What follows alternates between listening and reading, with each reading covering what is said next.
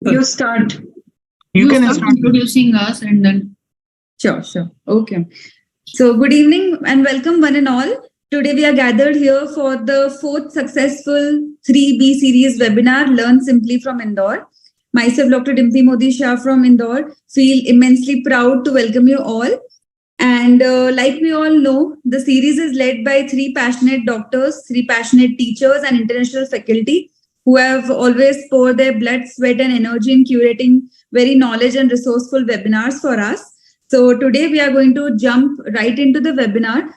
To begin and to welcome, I request Dr. Archana Basir ma'am and Dr. Asha Bakshi ma'am to introduce Dr. Kavita Bapat ma'am. Dr. Archana Basir ma'am is MS DNB FRCOG FICOG consultant obstetrician and gynecologist, director at Akash Hospital Indore, and she has been the chairperson Foxy Imaging Science Committees 2015-2017.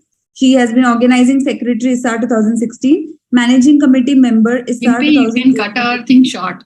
Just vice president Foxy 2020, and that's it. Dr. Asha Same for me also. Dr. Asha Bakshi ma'am, she is MS FICOG, lead consultant at Dr. Asha Bakshi Fertility Center, Motherhood Hospital Indore. Ma'am is vice president 2022 West Zone Foxy. Ma'am needs no introduction.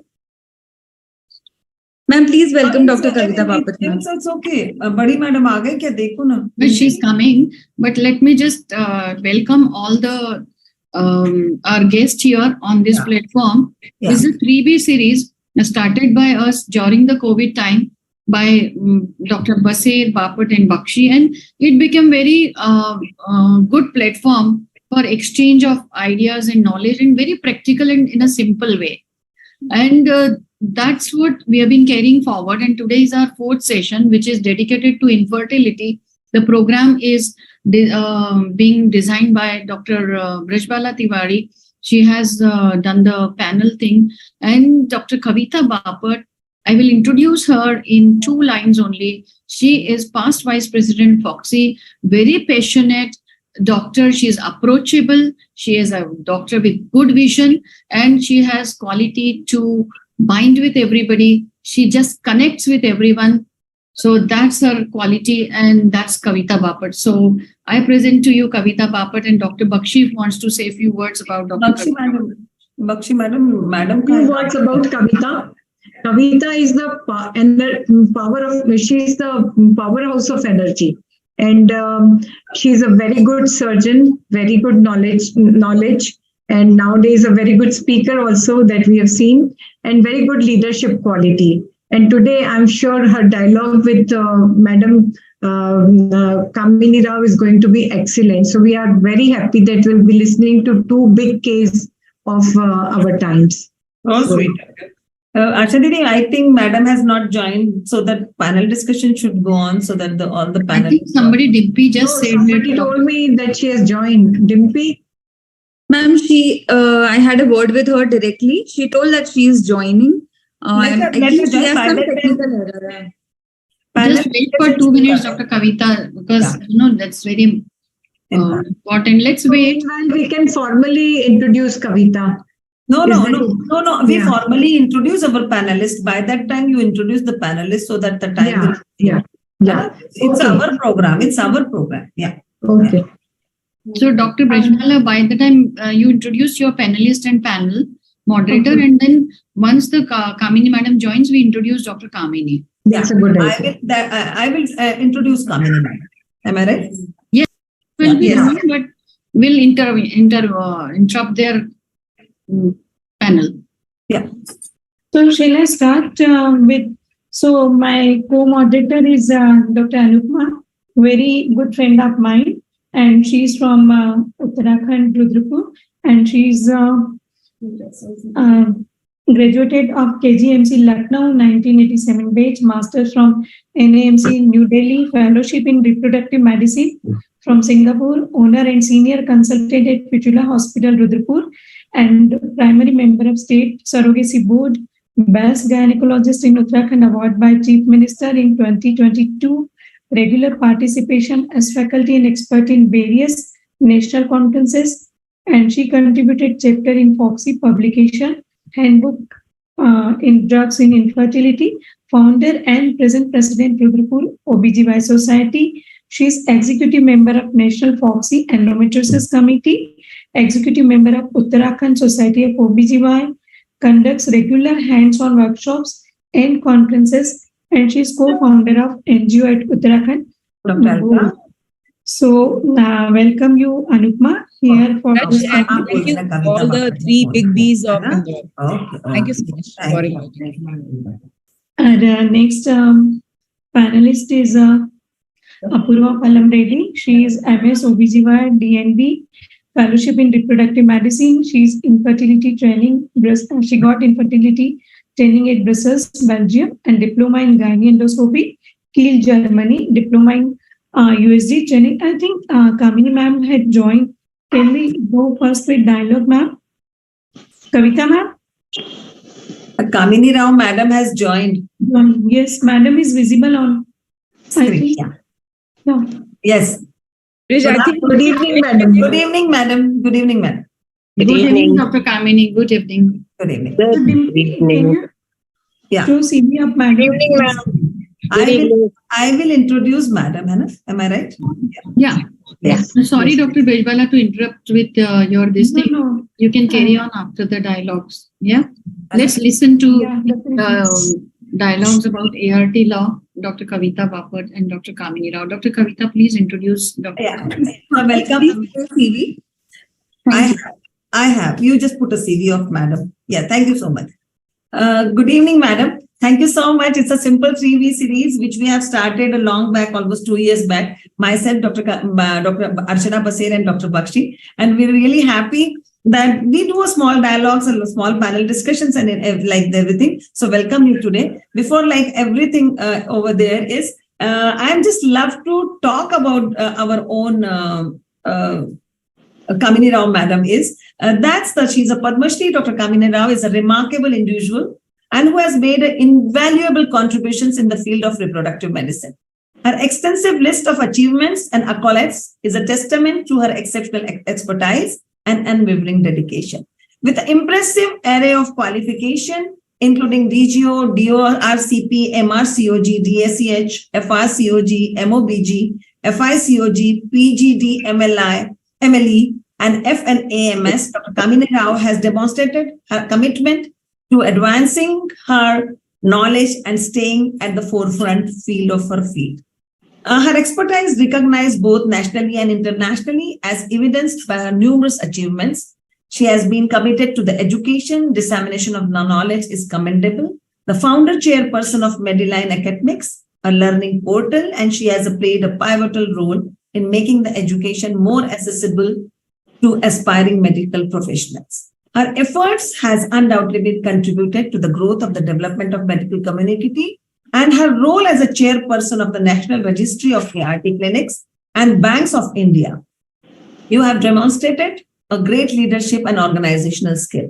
And you, as being a Kamini Rao madam, being the instrumental in ensuring the highest standard and cares and the ethics of assisted reproductive technology practices across the country, and her contribution drafting into the guidelines of ART bill as a member of National Advisory Committee further highlight her commitment to the ethical and responsible advancements of the reproductive medicine.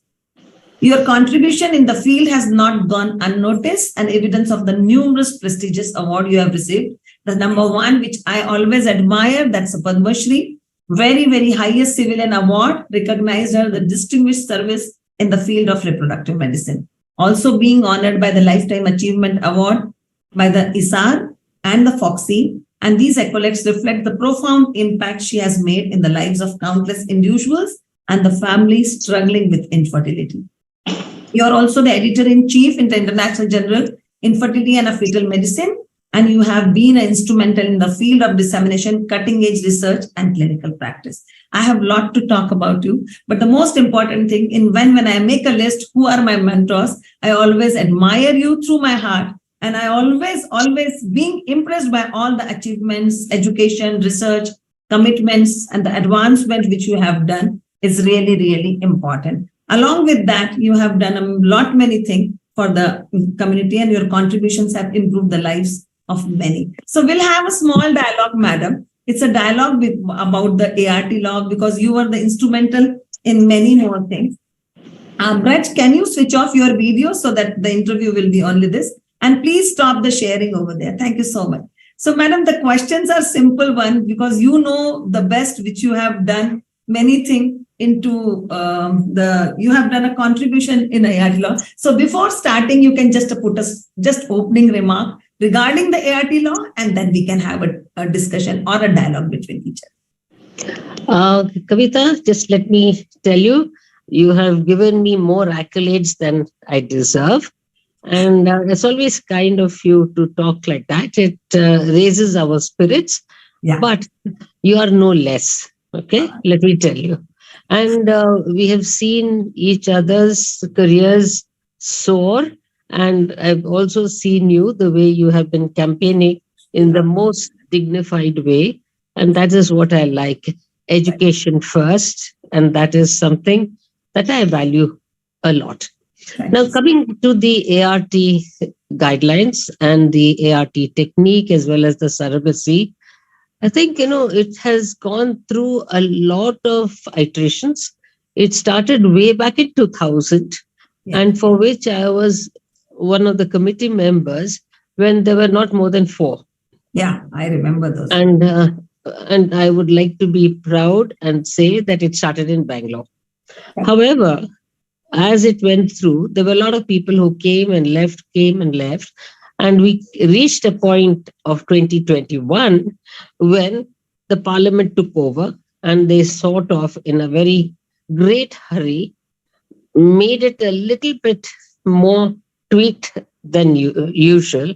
And as a result of which, there have been quite a lot of court hearings purely because some sections of the public have not been addressed or have been marginalized. But if you looked at the 2010 and the 2015 guidelines, they are perfect to the extent of the law at that point of time or prevailing at that time. And the guidelines at that point of time also said that should the law change, that these guidelines will change with the law prevailing at that time. So which means that the act need not have to go through another change because, trying to change an act takes as much as 20 years. So keeping that in mind, that was the 2010 Act, the regulations and the kind of changes that we had made. The other thing which was I was very much against to have surrogacy and ART separate. Yeah. Then there was another situation where I said that don't go for the surrogacy first, get the ART bill passed and then surrogacy because there is no surrogacy without ART. But they went right up to getting the surrogacy passed till we had to, intervene at the Rajya Sabha and say, let's have the surrogacy board only because they did want to stop surrogacy and the unethical procedures that were being followed. No doubt, I would like to clarify here that there were unethical things that were being done. And unfortunately, the papers also picked up these things and they highlighted it. So that actually showed red to the bull of the parliamentarians who had been very conservative at that point of time. And so these things added more masala to what they were actually trying to do. Having said that, the surrogacy bill gained more teeth and went forward. But at the same time, they also decided that they can't have a surrogacy bill without the ART bill. And it came back again for hearing and put ART bill and surrogacy bill together. So that's basically the history of the two bills. And finally, to see the light of day, we had one in 2021, December, and then, of course, in January 2022. So we are now currently in this situation. However, you may say, what was Dr. Kamini Rao doing when all these things were being done? But you can understand that, doctors are considered to be the last preferential candidates to make laws, even though it is going to be, delivered through them they feel that, they know the best, On. and so we will have to follow. So Yeah. we were, responsible for the 2010 bill and not the current one. So if you were to see the 2010, that's good. Go ahead, Kavita. I'm just interrupting in between. I remember those days that when we and myself traveling with you a long, I think 8-9 years back from some, I don't remember the place, and you were so much busy into drafting and making the ART bill in a different, that you are just into it. You have worked so much regarding it. So I always remember whenever the ART bill, ART law is being spoken, I always remember that how much efforts you have given into it. But the most important point that this dialogue between you and me is very simple, madam. It is not for the infertility people only. Your and my dialogue on the YouTube will go for the all general Foxians.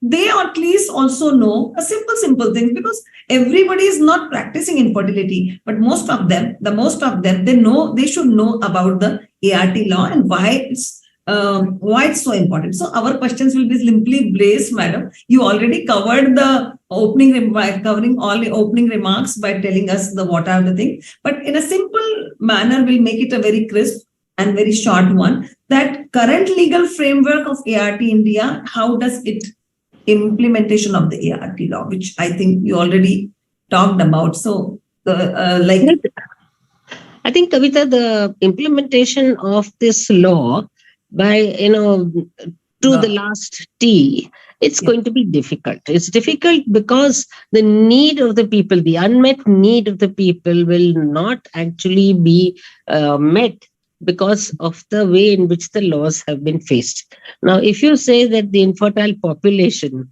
for a person who doesn't have a uterus or who has been hysterectomized for various reasons now needs surrogacy, now you can't have that you must have altruistic surrogacy. I mean, that is namumkin. But the government says that it has to be altruistic.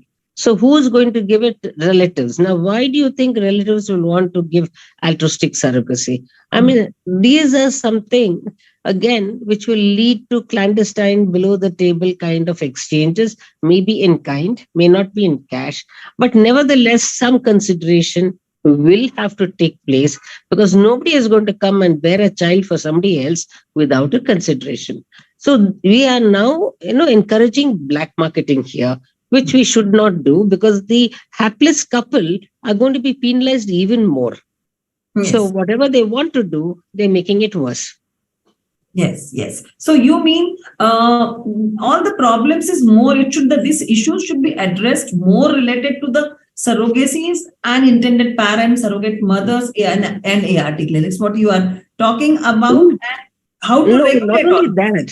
Yeah. I think most of the people who are coming for self cycles would have anyway gone through self cycles. So I don't think there's any problem for that.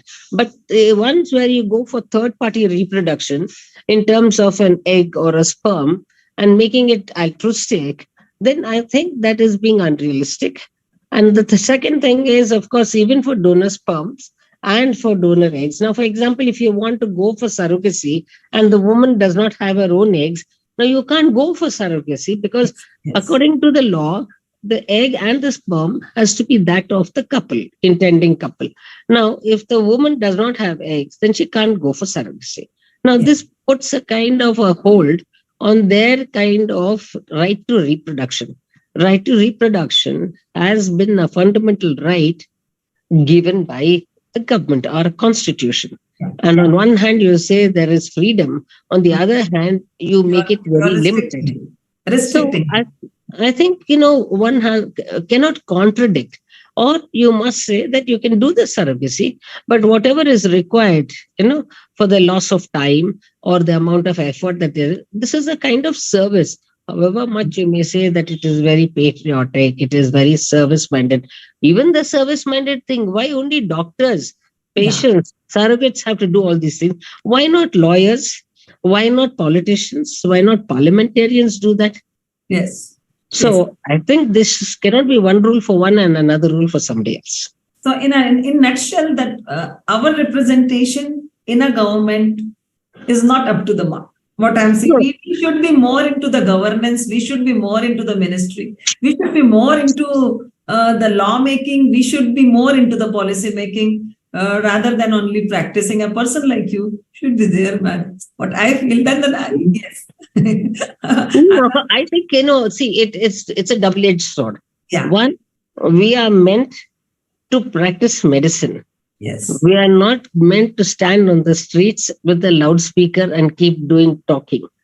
Second, in a mob situation, we are not black belt,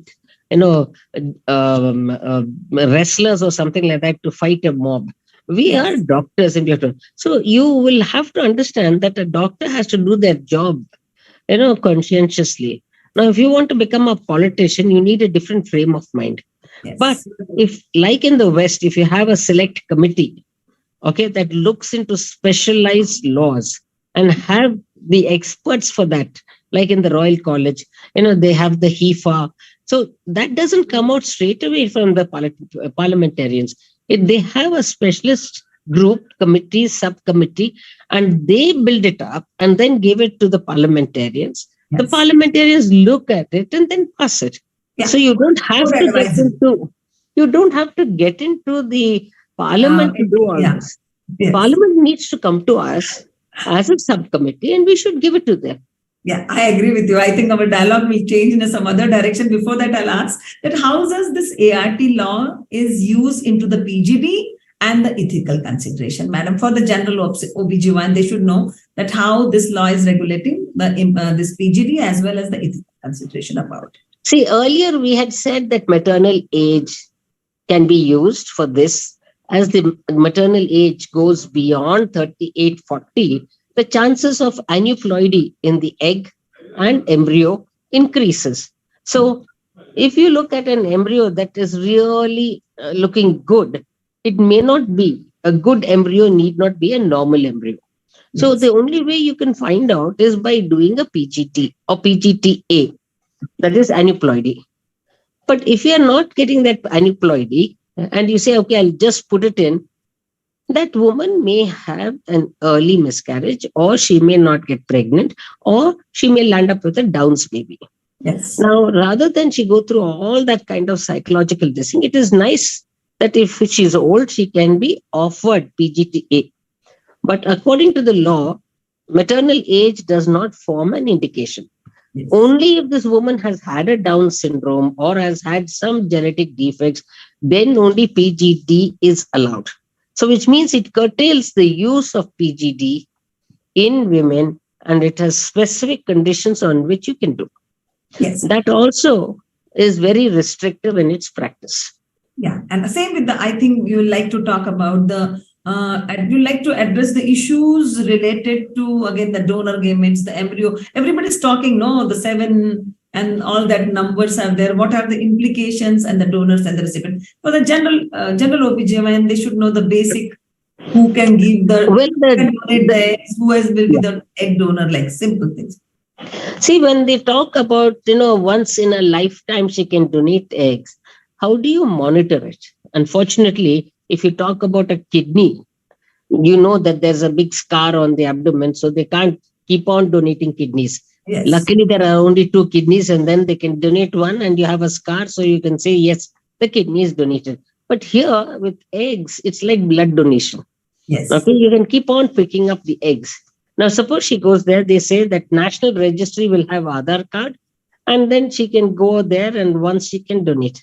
But what is very unfair is that they put the onus on the doctor, Yes.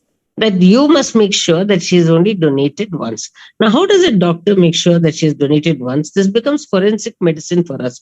Now, in a large practice, I don't know whether she has donated once or twice. So you have to now go to the registry and find out. But suppose she changes her Aadhaar card and her face, then you have to have fingerprints. Then you've got to have signature. And then, of course, face recognition.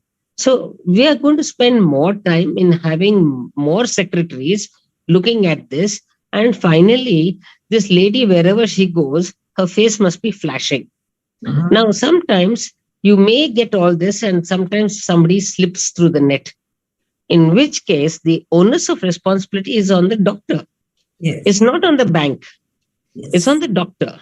Yes. So which means that you're going to get penalized if that woman has come second time to you. Yes. So who would like to do a third party reproduction when all the blame is going to come on you? So I think you need to be careful that when you take a third party reproduction, you have to be fully sure that this woman has donated once. Yeah. What about the semen? It's the same story. How can you be sure? Yes. And the third thing is there is no confidentiality when you donate semen. There's only question of identity is revealed, but confidentiality is there, which means to say that if required, the name may not be said, but they will have an Aadhaar card. So the Aadhaar card is given.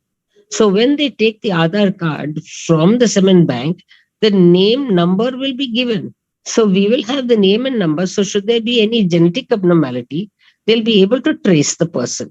Now, which person would like to come and give a semen sample if they're going to be traced?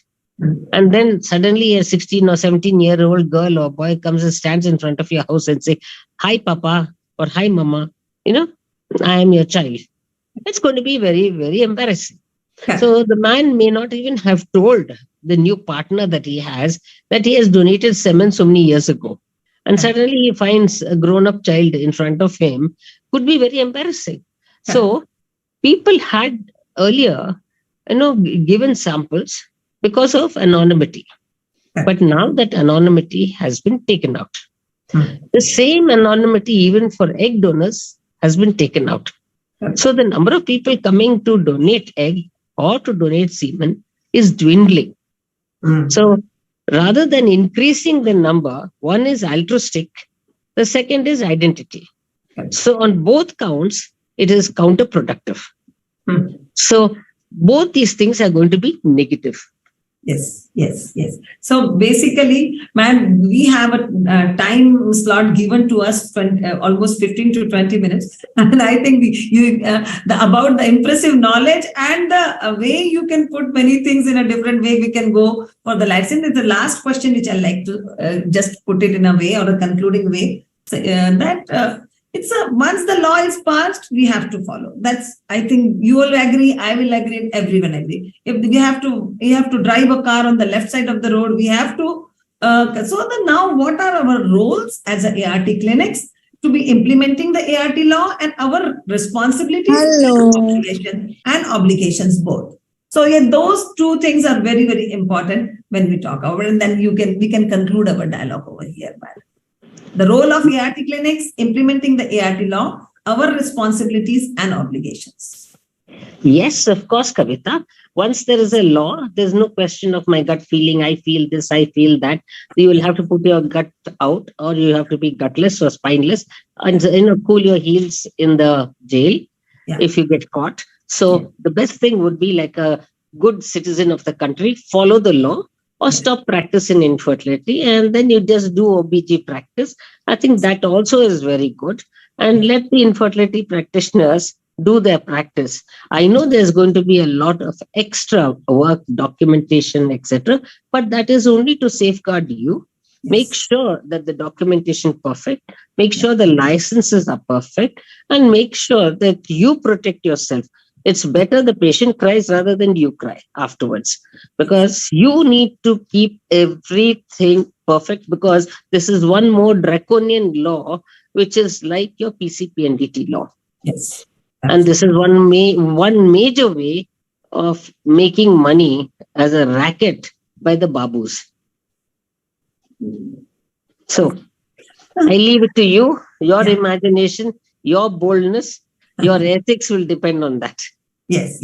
So in a conclusion, madam, so nice of you to hear all about the feelings, the way it should be, and the way it has been. So you have put it in a very nice manner, the way it is. And I always impressed by you, all the contributions which you have done and the way you have done the dialogue with me. But the ART law is going to stay. And we have to follow it. That's my work message to each and every infertility specialist or a simple Foxian. Just read it properly, go through it and do it. Thank you so much for joining today, madam. And Thank you thank you very so much. much. I think others will like to give their opinion also, and without wasting time, it's over to you. Thank you so much, ma'am. Thank you. Thank you, Thank Dr. you. Kamini, you. for Thank you very much, joining madam. us today. And it was really very nice to really have a simply being, understanding of ART. So now I'll pass it on to Dr. Bakshi to say a few words, and maybe we could do condolence for Dr. Sudesh Kamath as well. Madam, you are simply superb. And the way you simplified the things, simplified the few points in the ART law was really great. And this is a thing that we can hear for hours together, and still we get new points out of it. But thank you so much for joining, and we really feel blessed. Thank you so much. Thank you. One thing I would like to express today we are really very sad by sad demise of our favorite embryologist, I think, who has performed maximum 60 procedures in the world, and that is Dr. Sudesh Kamath. He was a close friend to me, and in fact, he was the one to have first ICSI baby in Madhya Pradesh, and we were fortunate to have him. And I think he has given knowledge and has been instrumental in doing such good work. So, and this sad demise has really left us in shock. And I would like to pray for him, and may his soul rest in peace. So I wanted to give some condolence message for him.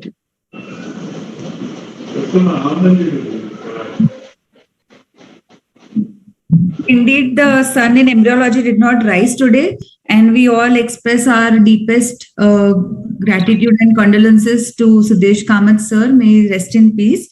Moving forward with heavy hearts, we will shift to the panel discussion. A very interesting panel discussion by Dr. Anupama Futela ma'am and Dr. Brajbala Tiwari ma'am on optimizing the IUI results for all general obstetrics and gynecologists who are aiming to start IUI or who are already doing IUI. Over to you, Brajbala ma'am. Thank you, Dimpy, and thank you, Kavita Bapat madam, Bakshi madam, and Base ma'am for making me part of this important webinar. And it was great to hear Dr. Kamina Rao madam on this ART Act. So moving towards our panel discussion, and I'm having with me my co-moderator, Dr. Anupama. She's very enthusiastic academician from Uttarakhand, Rudrapur, and we are having expert with us, Dr. Meenu Vaish madam. She's the pioneer in Uttarakhand, and she's very helping. And can I have CV of madam? Dimpy? I'm actually could not read yes. for the CV. So madam doesn't need any introduction. She is well known and very favorite of all of us. So welcome, ma'am.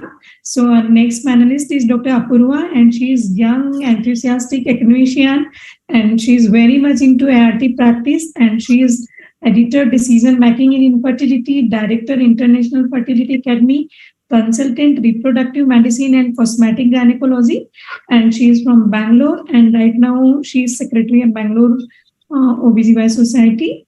Our next panelist is Dr. Ekika Singh, and she is from Mau, UP, and she is having diploma in reproductive medicine from London, and she had been awarded many times by UP government and so many awards by FOXY. And welcome you, Ekika, over this webinar. Can I have next CV? Dr. Meenakshi Ahuja, and she's a very good friend of mine. She's senior director OBGYN Fortis, New Delhi, and she is president Indian Menopause Society Delhi, and she is academic secretary Delhi Gynae Forum, vice president South Delhi IMA. She's past president Delhi Gynae Forum, and she was speaker at FOXY and public forums, passionate about women's health and disease prevention.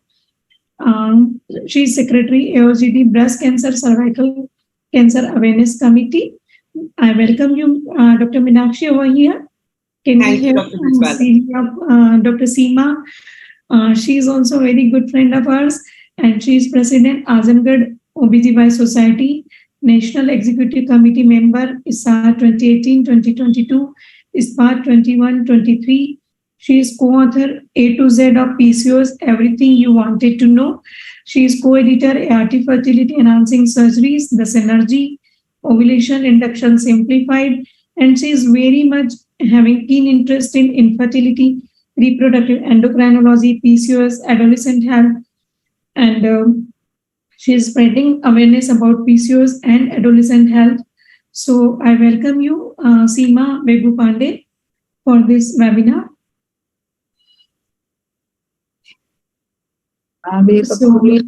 Thank you. Dr. Anju Singh and couldn't join because of some mishap happened in family, and Dr. Rajul madam is busy in emergency. So we are going to start with our panel. So basically, the history, if we go to history of IUI, it took place in canines in 1784, and first human intravaginal insemination was reported by John Hunter in 1770s in Hypospadias male, and in mid-18 Sims reported on 55 intravaginal insemination with one pregnancy, because he believed that ovulation occurs during menstruation. And Dr. Shimman in 1953 watched human semen, and he reported first pregnancy with frozen sperm, but he couldn't announce due to so many issues that time. So for today's webinar, is there a place for IUI in modern ART? Why I'm bringing this point? Because the argument was brought by National Institute of Health and Care Excellence, NICE, in UK, who published guidelines in 2013, stating that after 2 years of unexplained infertility, IVF should be offered with the complete exclusion of IUI. The public funding authorities gleefully jumped on and they refused funding for IUI. This was the story, but it is the tribute to the integrity of practitioners in the UK that the majority completely ignored these guidelines, and we are doing IUI and we are getting results, and that is the most cost-effective approach. So current is that we are doing IUI. So my first question with all the panelists, anyone can answer that what is the age, the most important factor for deciding the IUI is the age. Anyone can take this question? Should I answer? Yeah, go ahead, please. So I think, like you said very clearly, that IUI is the stopgap between natural trying and for IVF. So definitely we know that the end is that if she doesn't conceive with IUI, it has to be IVF.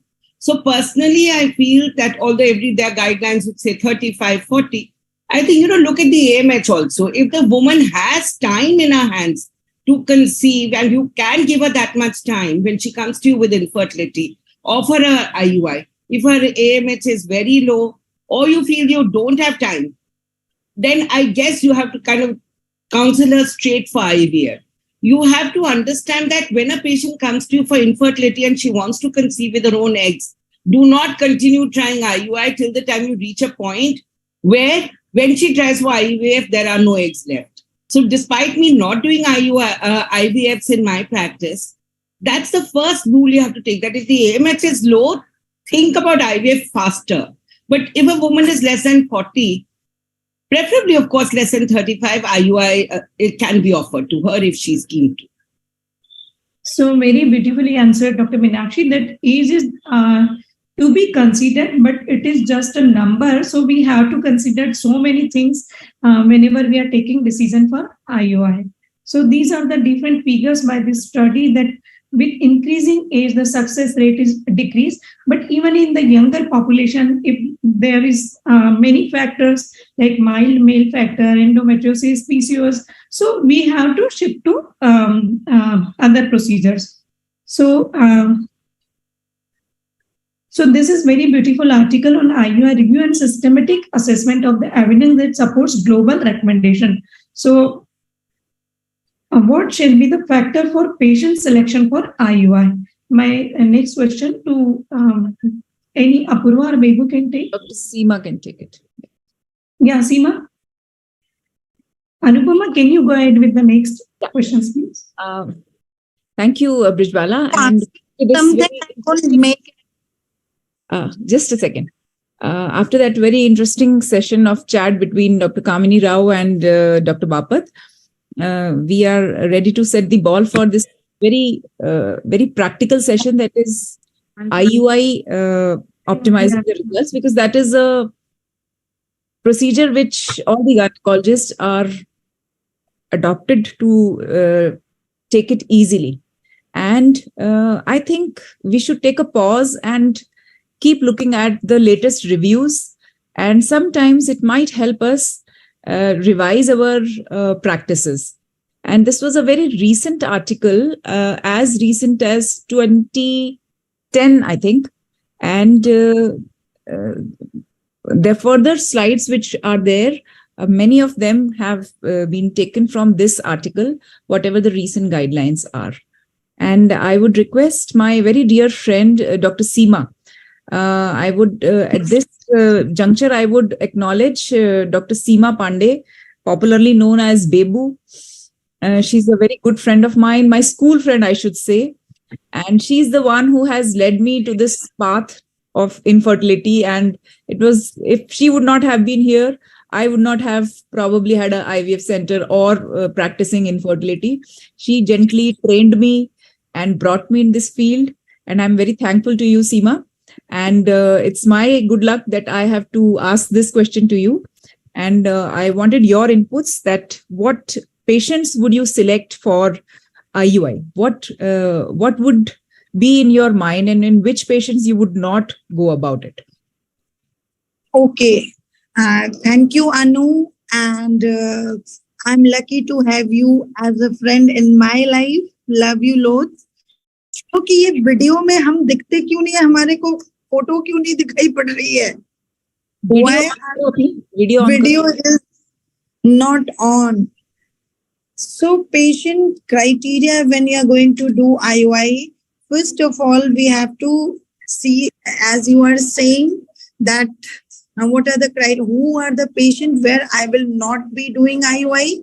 So what I can say, absolute contraindication is only bilateral tubal block.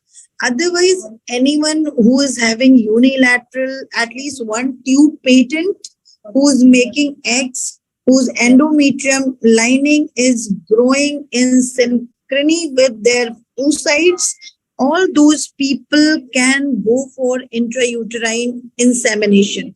Especially if I talk who are my favorite people, I do IUI. So unexplained infertility comes on top, where I have been seeing that this lady is making her eggs perfectly. There is ovulation, everything is fine in male as well. All the visible things are normal, but she's not conceiving. So unexplained infertility is first indication where I will go for IUI. Mild male factor, endometriosis, stage 1, 2, up to 3 if tubo-ovarian relationship has been restored post-surgery and couple is young, I can go.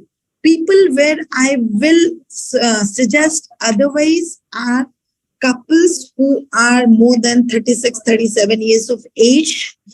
I will advise not to go for IUI, looking at the success of the IUI in these people having only anovulation as a factor, I am not going to do, or severe male factor or motility disorder especially. These are the patients where I will not advise. So for me, unexplained infertility, sometimes PCOS, who are ovulatory PCOS, everything is fine and they are not conceiving. IUI per se is not an indication, but I take them for 1 or 2 cycles of IUI to just save the cost and make that patient comfortable. And that has been accepted by guideline 18 as well. The ovulatory dysfunction, these mild ovulatory dysfunctions are also corrected when you, along with IUI, you are giving some sort of extra support in the form of ovulation induction. So that would add to your results. Thank you so much for that wonderful answer, Seema. And as we know that, a favorite patient for IUI would be, ideal patient, as Seema just said, would be a patient who's, say, around less than 35, definitely should be less than 40, at least one patent working tube. She should be having easy access to uterine cavity, and the post-wash counts should be at least 5 million. So that is the criteria of selection. And the age duration is, a little controversial. I just looked at some evidence, and some people say that less than 6 years, they are happy, and more than 6 years, they would not waste time with IUI. But there are evidences which say that even in patients who are more than 3 years, they would not waste time. And there are also some papers who would say that duration is not so important. So overall, whatever latest research I could find and evidence was there. So this is what I found, that 6 years should be probably the criteria in which we should say that more or less chances of success are there. Less than 6 years, better chances. Less than 40 years, better chances. Etiology, as Seema explained, these are the ones who are better ones. And sperm count, definitely this more than 10. Motility more I will differ regarding the duration. According to me, duration is one of the most important factor, irrespective of the age. Mm-hmm. So the duration, there is a controversy. This is what can you see two studies that I have shown? In this study, they are saying less than 6 years or equal to 6 years. And this second study, this one says 2 or 3 years. Okay. So I think I'll have to agree with Seema ma'am, because I think this is a very old study. This is a 1919 study. There is another consensus which says 4 years of duration is what is considered as an effective space. So, and again, 2004 study that which I'm showing, and they are saying the down study. Yes. So which is what I'm saying, ma'am, that there is a 2010 or 2012 study which says, again, I think we are taking studies too seriously. We need to understand that all of this is a European population where their AMH levels and their health status and everything else is much different. So if we simply cannot give a message saying that up to 6 years of marriage, trying and 40 years. Of course, we have to see the patient in total. Yes. In our country, infertility is not only about numbers. We have to look into so many other factors as well.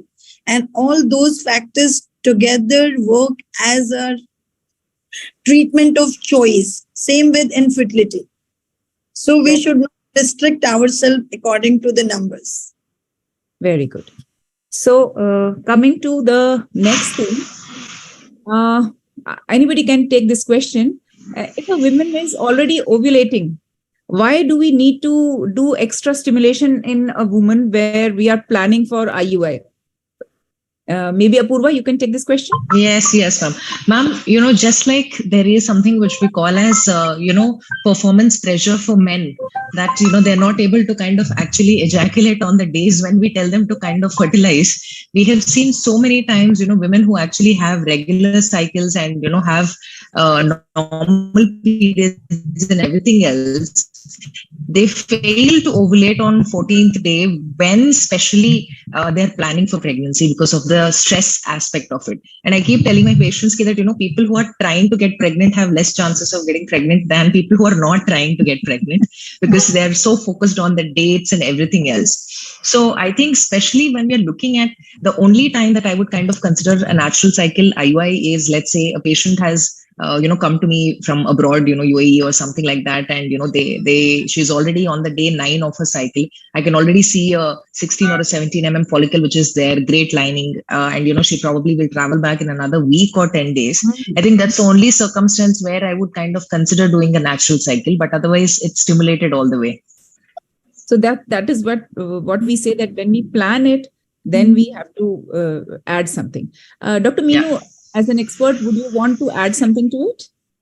Yes, definitely, Anupama. And I am listening to this panel discussion. First of all, the talk of Dr. Kamini Rao was very interesting and very useful. And this question, we have to take the overall factors. And since the patient is already trying to conceive and she's not able to conceive, so we need to give ovulatory drugs. We need to ovulate so that we can get at least 2 to 3 follicles. We can get 2 to 3 follicles. So it's always good to get, in that way we can get a better result.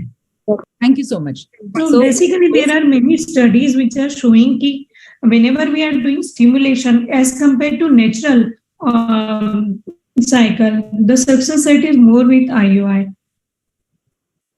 When the number of follicles are more, then the results are better. Yes. So we have started stimulating a patient and more than 2-3 follicles have developed. But along with that, there is also a simultaneous increased risk of OHSS. So in what patients would you, Dr. Meenakshi, cancel your trigger? You are stimulating a patient, but then you decide that, no, I will not move forward.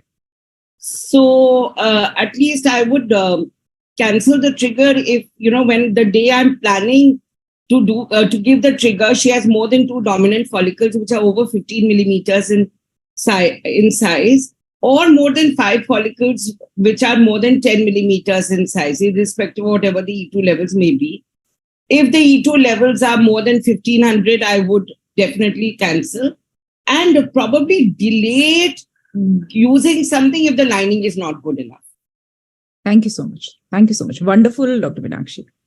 So when I was looking at the literature, there was one interesting thing that I found, that occasionally people have tried aspirating excess follicles at the day of trigger. I found it funny actually that they are aspirating two of them and then moving forward with the trigger. So next I would ask Dr. Ekika, and later on I would want all your panelists to give their opinion that how would you go about with stimulating your patients, your takes on natural cycle versus oral drugs versus gonadotrophins. So Dr. Ekika, can we start with you, please? Hi, good evening, everyone. Well, when it is to IUI, probably I would not go for a natural cycle IUI. It has to be ovulation induction. Probably that will help to streamline the whole cycle and to get me good 2 follicles, at least 2 follicles. And as in the previous question, it was very well answered by Dr. Meenakshi. I would see if I have at least 3 follicles, still my cutoff is 3. Even if 3 are okay, then I might do IUI. So probably oral ovulation is the first thing which I'll go with. And yes, in cases of a severe PCOS, and if I plan to take her for IUI and she is not responding well to ovulations, then I might add gonadotrophin, and aim is to get at least 1 or 2 follicles. So this is how I would proceed. And then obviously seeing on the day 14, 15 or whichever day, a dominant good follicle, a good color flow, Doppler flow, so that I can trigger her if I'm planning her for a proper IUI and then doing IUI. Thank you, Ekika. Thank you so much. Seema, would you add something here? And Anu, I couldn't hear the question. Can you repeat it? Is there any input you want to give while stimulating a patient for IUI? So what is my protocol for IUI? Do you want to know? Yes. Yes. So as per our knowledge, we all know that the best results of IUI cycles are with pure gonadotropin cycles. Yeah. But I am a bit conservative when it comes to IUI, because the success rate of an IUI cycle is overall 5 to 8% per cycle. I do not want to go full gonadotropin cycle. I try to save some money and number of pricks to my patients. So I give them mixed protocol of oral ovulation along with gonadotropins. and pure oral ovulation cycle I avoid doing. Very rarely some ovulatory PCOS with letrozole. If she has already made 2 follicles, then I have planned IUI afterwards. That's okay. You can do it. You can Thank you, do Seema. So that is IUI with oral ovulogins in unexplained infertility patient. That is first line treatment. But the best result for IUI is with gonadotropins only cycles. And I do use gonadotropin plus oral ovulogin. And my ovulation of choice is letrozole most of the time. Clomiphene, Thank you, Seema. Thank you. So that is what the latest evidence says. This is a very recent guideline, and they say that the letrozole co-treatment, even in older patients, their conclusion was that if you are giving only gonadotropins, then the hormonal profile was not as good as when you are initially giving a letrozole and then later on adding gonadotropins. So in those patients in which we believe that only gonadotropins is the option, sometimes even the cost is also helpful, and the day 7 LH level as well as progesterone level at the trigger day was more friendly when we were giving letrozole and later on gonadotropins. As reason being that letrozole being aromatase inhibitor, it is by increasing the androgen, it is making your follicles more sensitive towards your FSH. So your total required dose of gonadotropins is also decreased. Letrozole is not affecting the endometrial lining at the same time. And LBR is better not only in PCOS, even in non-PCOS population. A long-ending debate between Ligro and other people who doesn't believe that letrozole is meant for IUI in unexplained infertility patients. Thank you, Seema. Just want to ask one thing. Anupma, here I want to ask, the day of gonadotropin adding, on what day you are adding? Seema, what day you are adding gonadotropins? Basically, when you are giving letrozole, you can, if you are going to give it for the first cycle, you have to look at your aim. If in last cycle she has not responded to your letrozole 5 milligram dose, this time your aim is to rise the threshold. If you want to cross that threshold, your letrozole and gonadotropin should be started on the same day. And if you just want to extend the window, FSH window, then you start your gonadotropin the day you end your letrozole. From next day onwards, till your follicle reaches the size spot trigger. Every day, the dictum is you cannot use 3 doses. You cannot give alternate doses. Alternate day, you have to give every day till the follicle reaches the size spot trigger. So if I want to, if my patient has not responded in the previous cycle, I'll start it together and give 3 injections and then I wait.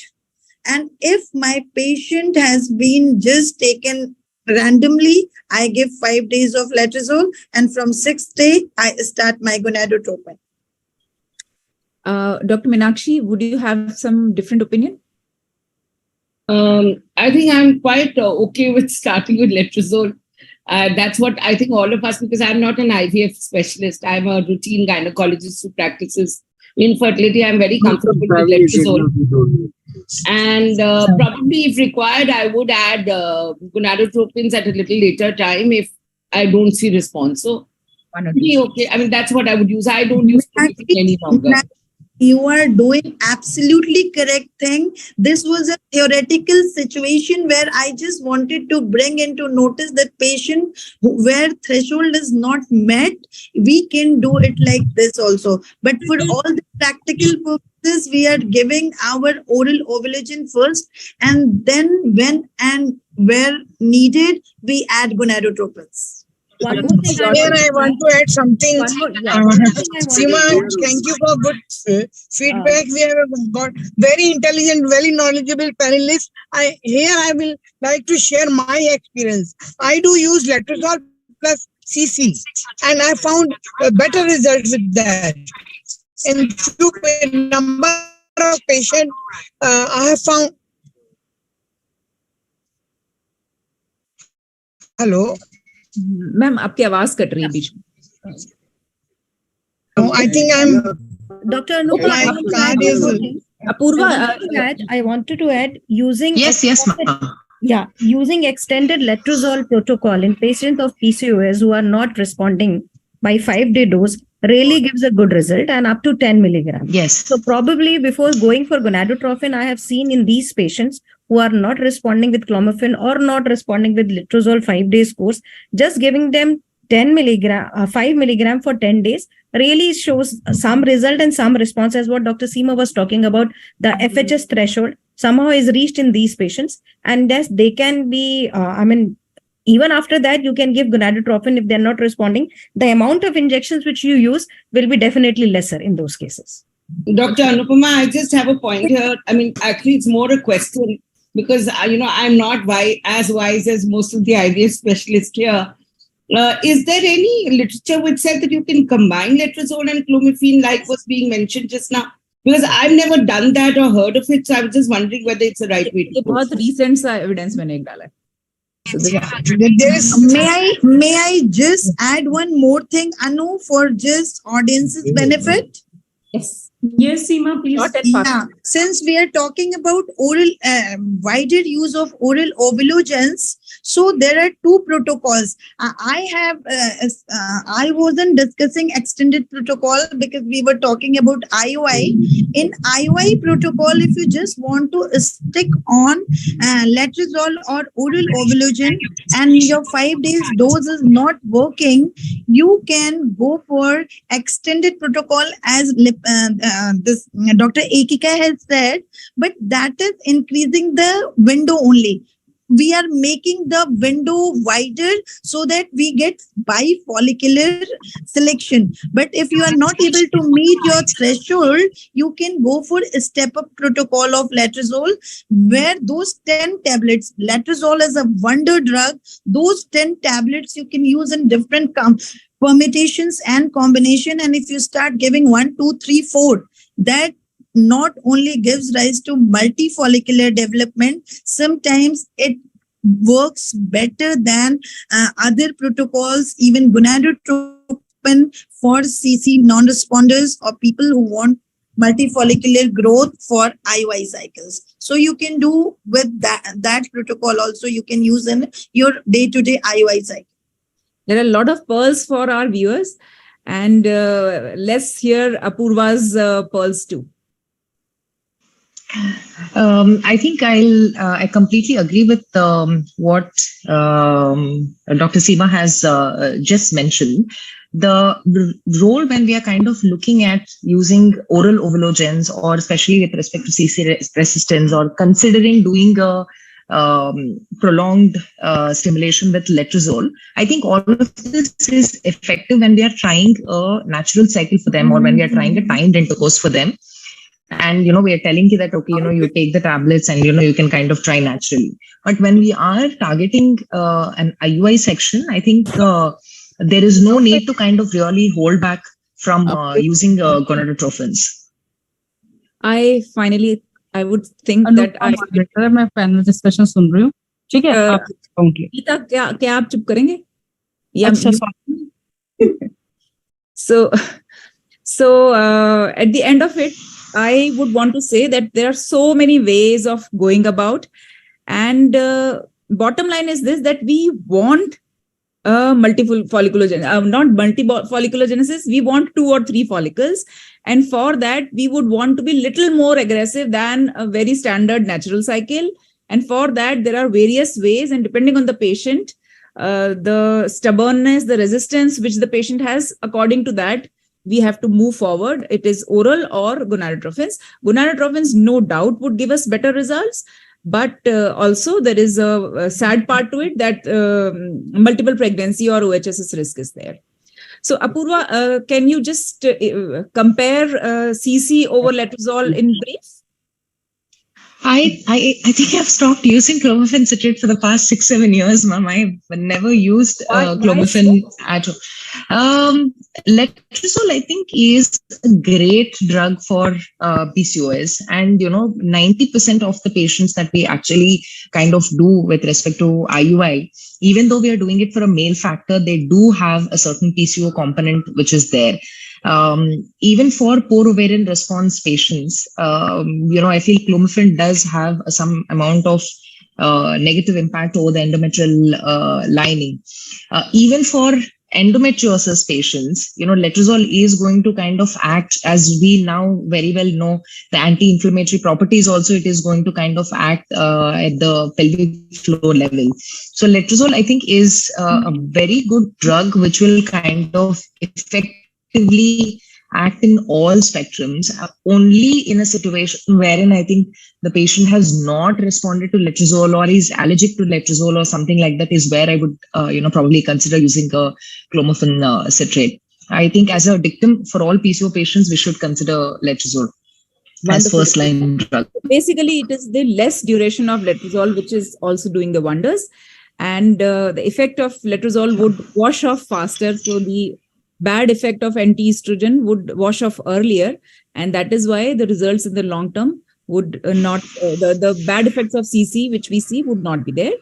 And still looking at the literature, CC is still not outdated and it is being used.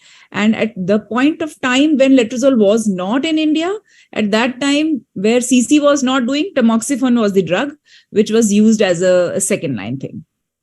So here I would like to add one thing, that most of the time when patient coming to gynecologist, IVF specialist or infertility person, they have been already given too many times CC. So that is also one more point, because we are starting with letrozole. Do that. So Apurva, can you just name a few conditions in which you will definitely go ahead and add gonadotropins, despite knowing that the letrozole and CC and tamoxifen, other options are there, but in these few patients, you will definitely go ahead and add gonadotropins? I think you've already mentioned that, with respect to CC resistance, honestly, for all my IUI patients these days, we use gonadotropins because they've become safer and, they are easily available. And we know that, multifollicular development is much more easier with when you are adding, a combination of oral ovulagens and gonadotropins. And, we can effectively control the risk of OHSS as well. The advantage of being able to titrate the doses, which was probably not available in the past. Now that we have multi-dose vials that are available, even for HMG, we can titrate the doses and make sure that we are getting the number of follicles as we anticipate. So my say would still be, use gonadotropins for all patients that you're kind of considering, an IUI in order to increase your pregnancy rate. But as you've already mentioned, clomiphene resistance and, hypo patients, here, I think I would want to add that for hypo patients, we have to give both FSH and LH component. Giving only FSH component is not going to work out, and we have to start with a higher dose, and sometimes the dose can be as high as 150 or 200 units also. And here again, using oral ovulagens is not going to be effective. We have to start right from the second day with, HMG preparations itself. Perfect. Thank you so much, Apurva, for that. And I would finally conclude by saying, can I add two more things? Yes, Seema, please. Yeah. Whenever we are talking about using gonadotropins only, I would like to add hypothyroidism and hyperprolactinemia. These are the situations where oral ovulagens don't work even for plain ovulation induction. You have to rely on gonadotropins apart from hypo. So these are conditions where you have to use gonadotropin, that to HMG. Perfect. So finally, I would say that gonadotrophins are such a wonderful thing. All of us are endorsing, but probably the new thing has come up that level 1 clinics might not be able to use gonadotrophins. So that is why I brought it up that although gonadotrophins are the ones which will definitely improve the result, but all those who are doing IUIs have to have level 1 registrations, and then they should, nidar hoke, they should start using gonadotrophins. Meenakshi, maybe you can be the brand leader, right? Okay, so Seema, can you take this one? Torch bearer, yes, ma'am. Meenakshi ma'am is always the torch bearer for it. Yeah. So Seema, can you take this? Is there any role of agonist in IUI cycle, and is there any role of antagonist in what situation? Just briefly. Yeah, very brief. So for all the practical reasons and purposes, there is no role of agonist in your IUI cycle. And only exception is some stage 3 and 4 endometriosis. So let's forget it. There's no role of long protocol as down regulation. I'm talking about GnRH agonist, right? Antagonist cycles, yes. If your patient is elderly, she has had history of previous premature LH surge, premature luteinization, her follicle is shorter. If she is a polycystic ovarian syndrome patient, she has shown the signs of early secretory changes. These are the candidates where there is multifollicular development. As Apurva was talking that gonadotropin, we have got that control now. So we are aiming at 2 to 3 follicles. So those are the candidates where by adding antagonists, as of now, 25 to 30% of IUI cycles, they suffer premature LH surge and luteinization. And to prevent that in all these situations, you should be using antagonists and they improve the results. Perfect. Thank you so much, Seema. I hope I was short. Yes. I wanted you to bring this up that when the follicles tend to rupture early, these are also the patients in which antagonist is to be added. So you wonderfully brought that up. Thank you so much. Apurva, maybe you can take this. What is the role of adding estrogen in IUI cycle? If you're not happy with the endometrium, will you add the estrogen there? Meenakshi, maybe? Dr. Ekika is also visible. I can answer this. So I normally, if I'm not happy with the endometrium at a basic level, I do add estrogen. So, and I usually give an estrogen for about 10 days, starting from the time I decide to, when I see that the endometrium is not good. And I guess it works, so I think it's okay. Maybe Ekika, would you want to add something? With clomiphene cycle, if you go to see, the physiology, which will be actually Dr. Seema is better person to explain about all that. There is absolutely not much role of estrogen, adding of estrogen when we go to physiological way. So probably in a IUI cycle with clomiphene, if I'm not seeing endometrium, I'll think of either it is because of clomiphene or maybe patient is having some kind of endometritis that it is not growing. In my personal practice, I don't add estrogen with the patients in CC cycles. And I think Seema Didi will be the right person to explain the physiology, why with clomiphene cycle, estrogen, it's said not to be added. Basically, the evidence says that estrogen levels would not be there if you are adding estrogen, not at the level of the endometrium. The pinopods which are there at the endometrial surface, which will help in implantation, they are not improved. So even if you are giving that extra estrogen, it is not actually going to help you. So I think what for this being practiced, but yes, somebody was saying something. Yeah, probably. Yeah, I was saying, ma'am, sorry. Okay. Apurva, maybe you can. Apurva, go ahead.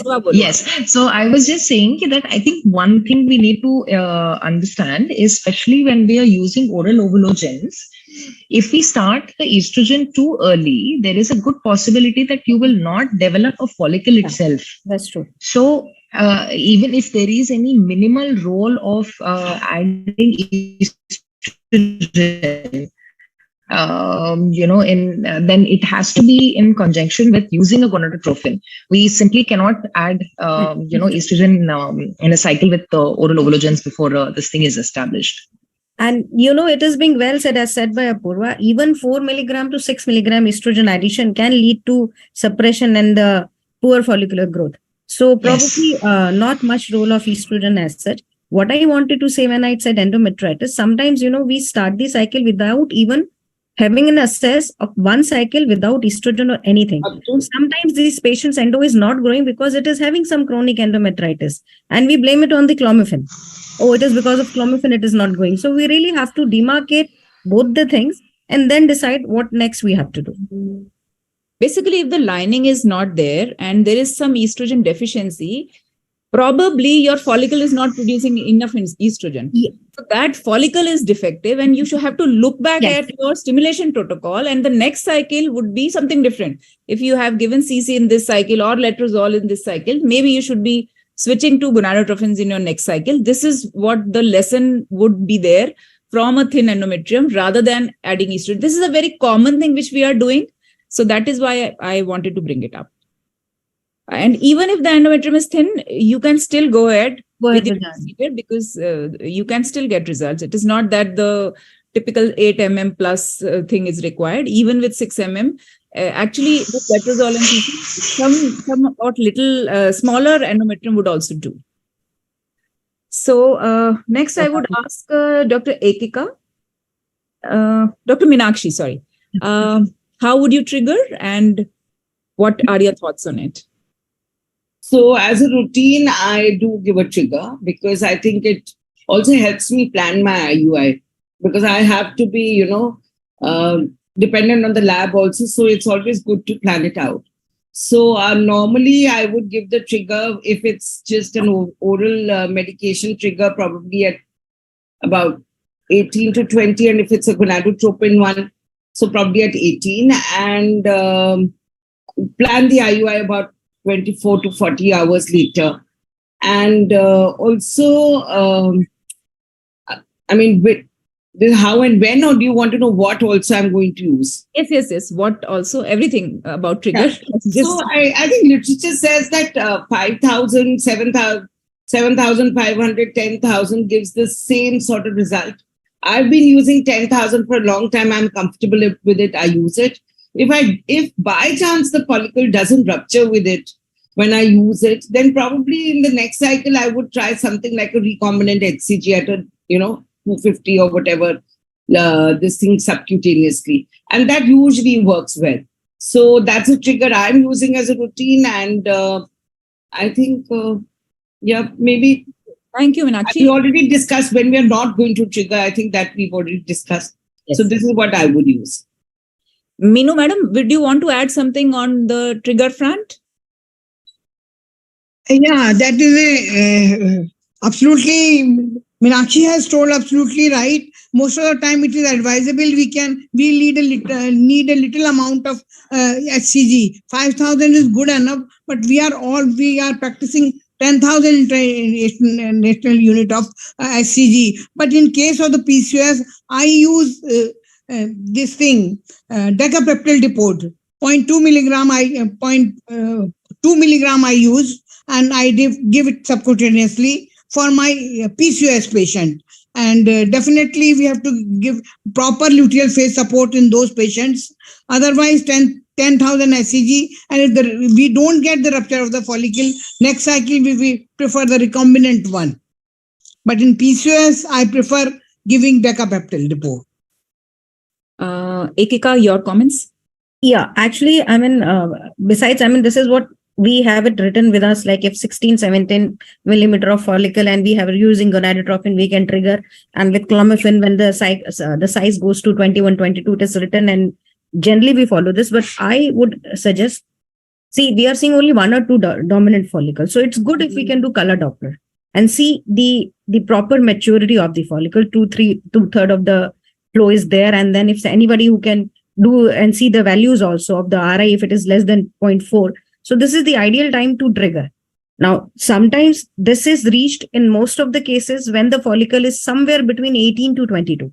So, in both the cases, not only, I mean, in clinical experience, I'm telling you, in both the cases, even if you're using gonadotropin or you're using ovulogens. So probably besides the size, if we are good enough, then at least see the color flow of the follicle, see the maturity and all those Doppler. And the endometrium as well. Yes, and the endometrium as well. So probably once the color flow starts when the flow, the follicle reaches towards the maturity level, you will see the color in the endometrium also starts becoming better and better. And it becomes tilted to zone 2 or zone 3. When it is zone 3, it will definitely, if everything is fine, the follicle will be having 2/3 of the flow. So this is the ideal time to trigger. Sometimes I've seen this when the follicle has reached 23 millimeter also. So I think flow, if somebody is good enough, that will optimize the cycle of IUI. Basically, you can go ahead and wait even till 22, 23. But if gonadotropins are there, then 17, 18 probably, yeah. That is the time when probably reach that maturity a little early. So that is why the 17, 18 mm thing is said. Seema, would you want to add something else? Yes, Anu, thank you. So first of all, I would like to answer trigger or not. There are two school of thoughts.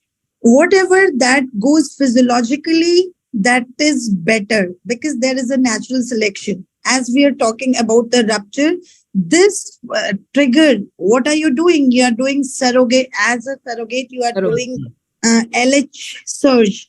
And this surge, when you are creating artificially, sometimes this follicle is not ready to give you a mature follicle.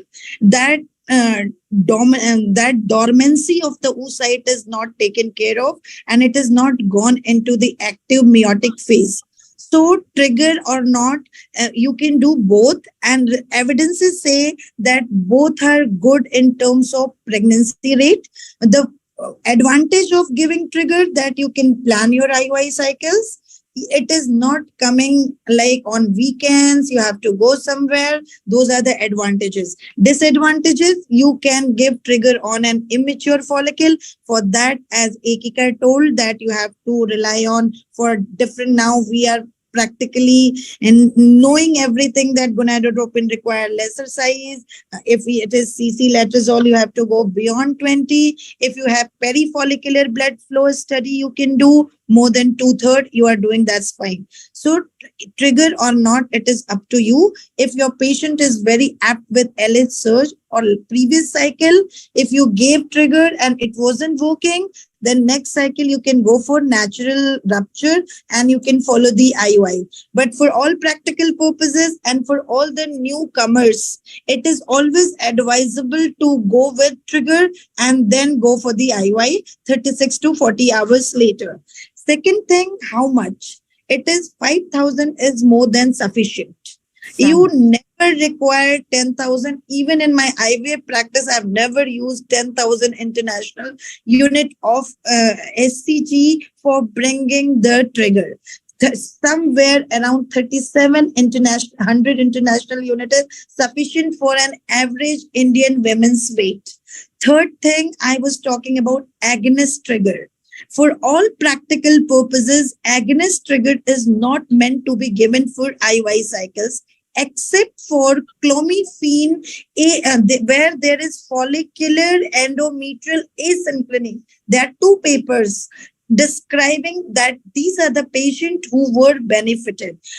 If you want to give lesser amount of SCG, you can go for dual trigger. It will work similarly. It will bring out FSH surge along with surrogate LH surge as it does in your IVF cycle. So if you want to experiment, you want to really decrease the dose of SCG in fear of OHSS, please go for dual trigger. That is my favorite thing. If you are a novice, that is better than going for 5,000 or 10,000 international unit, especially if you are doing PCOS IUI.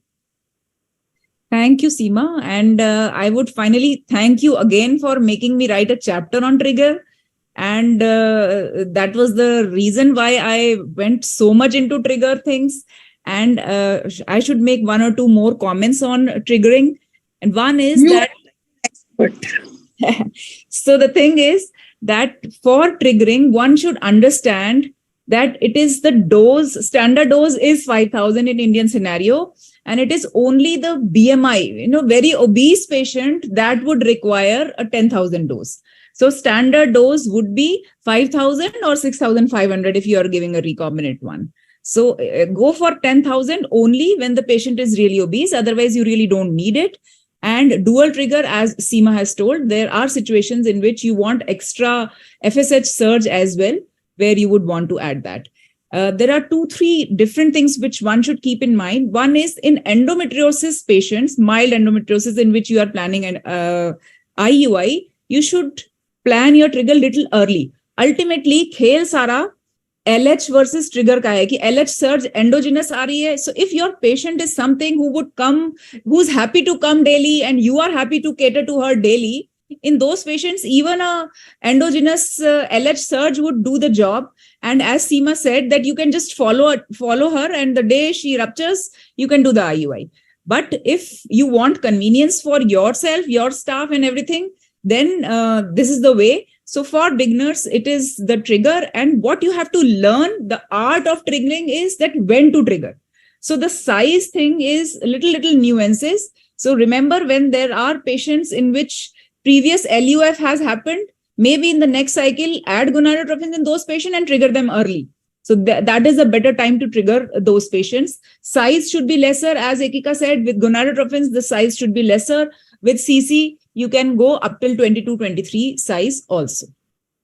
Dose, I think we have done. We are done with it. There is one more last. Yeah. I just want to ask one question from Seema.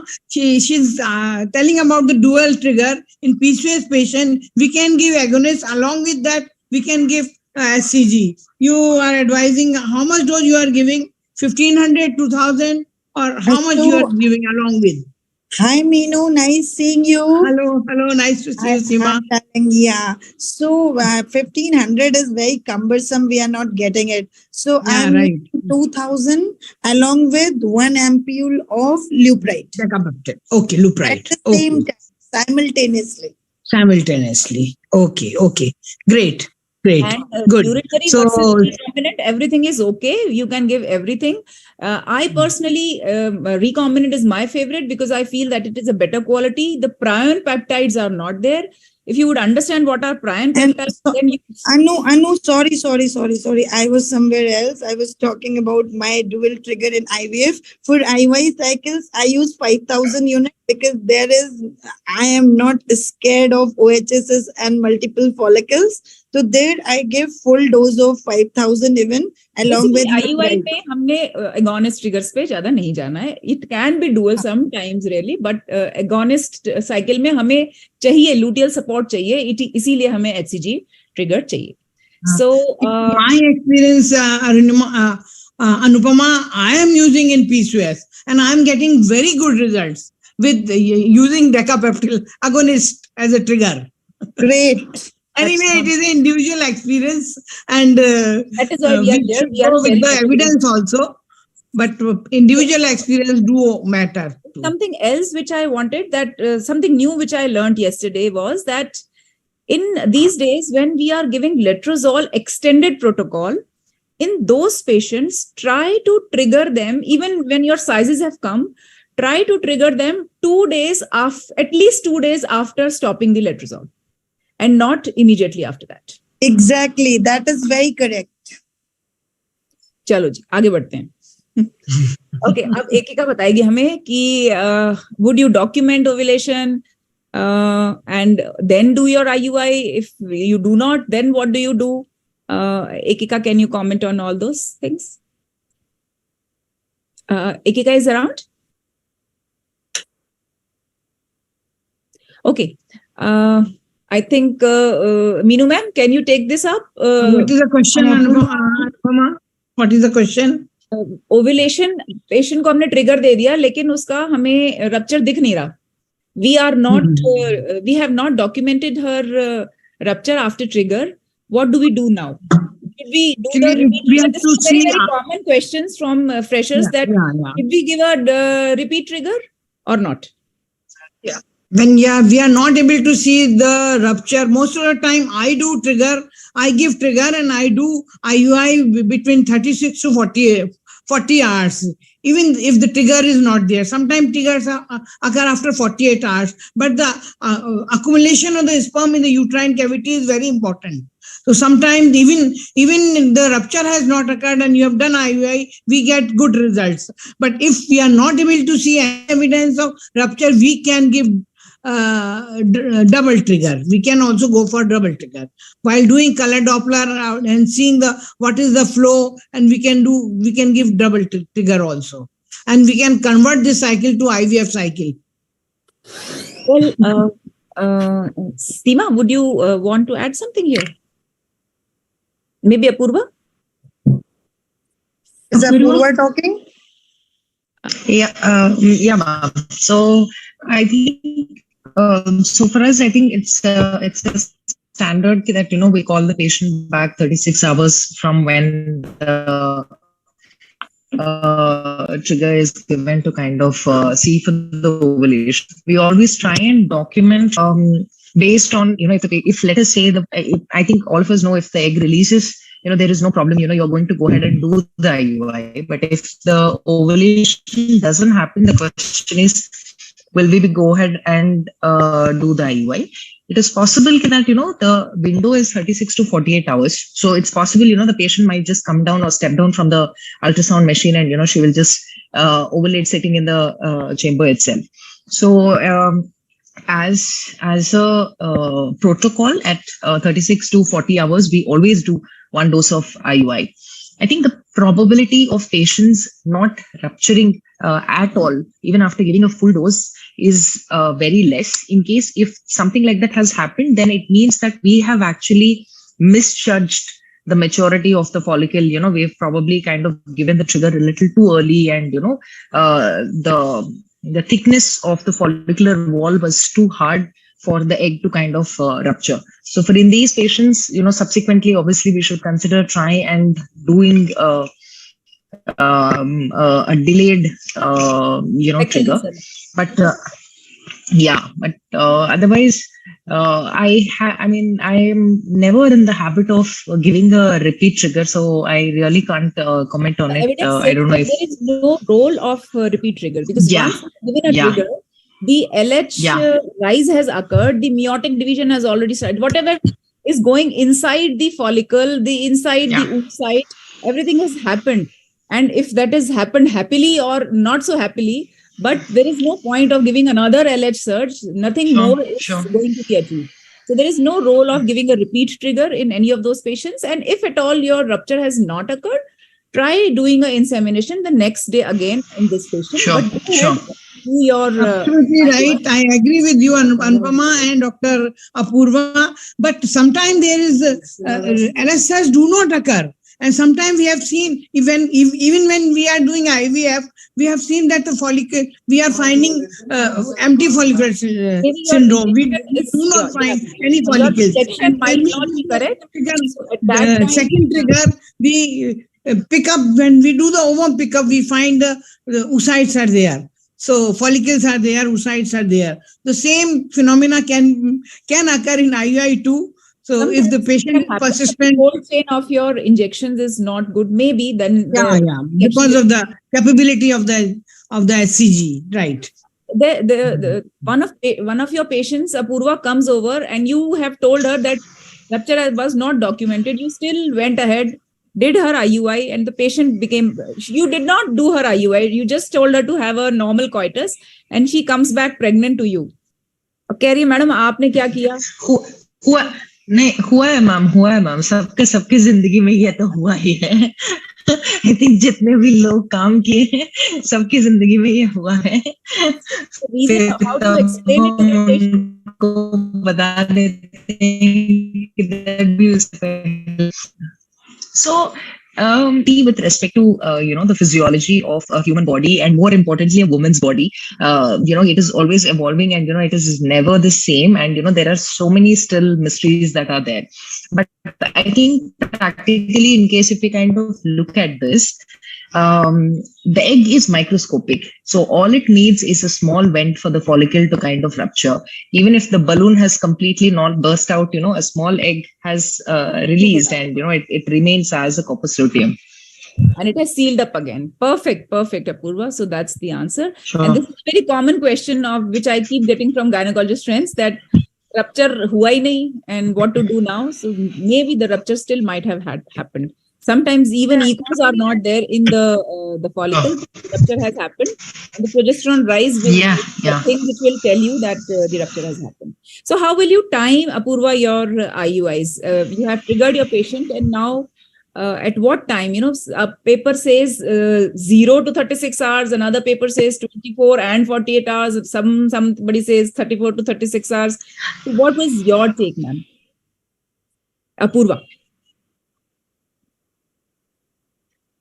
Ma'am, see, the whole concept regarding this is that, okay, once the egg release has happened, the follicle the egg has to kind of enter into the fallopian tube. And if you are already instilling the sperms into the uterine cavity, they also have to travel through the fallopian tube and reach. So based on this, I think logically, we need to kind of keep it that, 36 hours is a good time for us to kind of go ahead and do the IUI.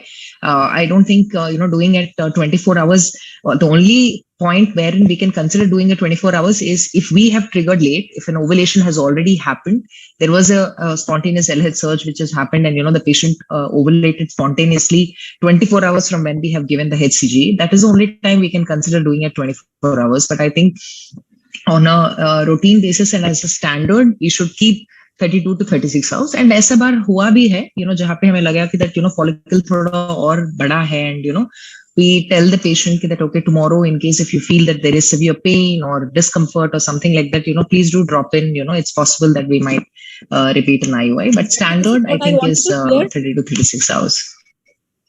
This is what I wanted to hear from Apurva, that you should call your patients the next day too, because there would be, say, around 10% of the patients who would probably rupture early, and you should not miss your IUIs in those patients because you want to do it around at the time of rupture. One thing I want to ask everyone, it's everyone I want to ask their opinion. Do you allow them time intercourse, before an IUI?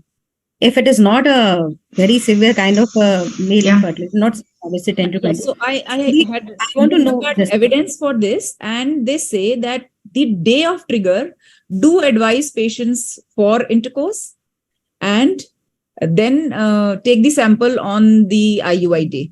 In between, a day's gap would be there. And post IUI, same day, it is a good idea to ask the patients for intercourse.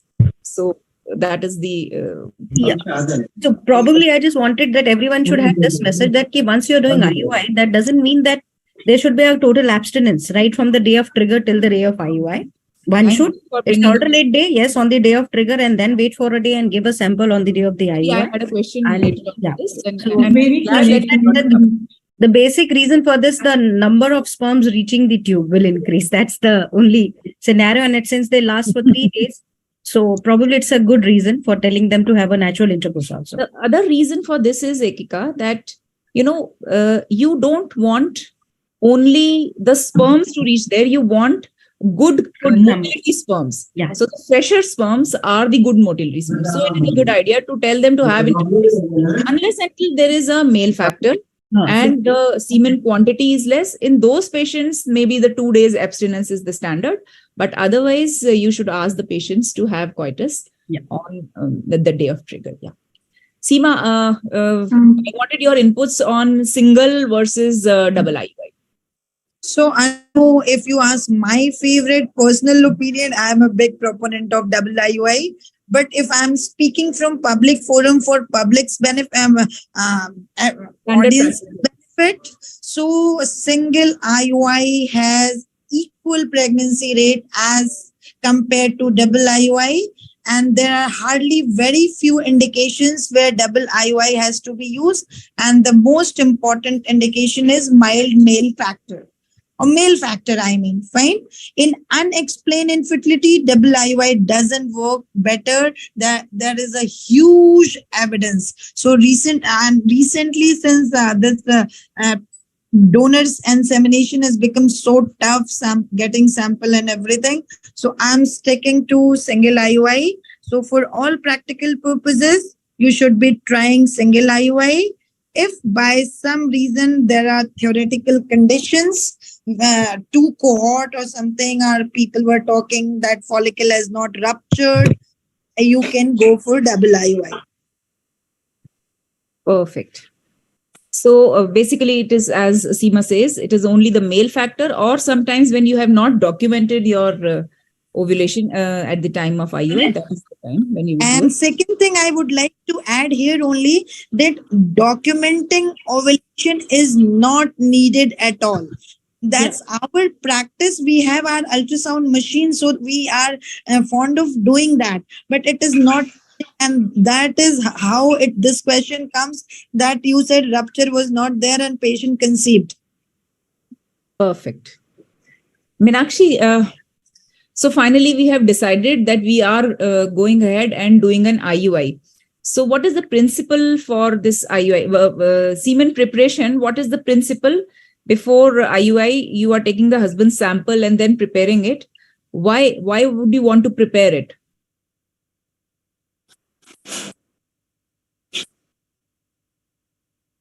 Meenakshi, is it there? Meenakshi is not there. Okay. So anybody else can take it? Ekika? Ekika is around? Yeah, I mean, you mean why we need to prepare the sample?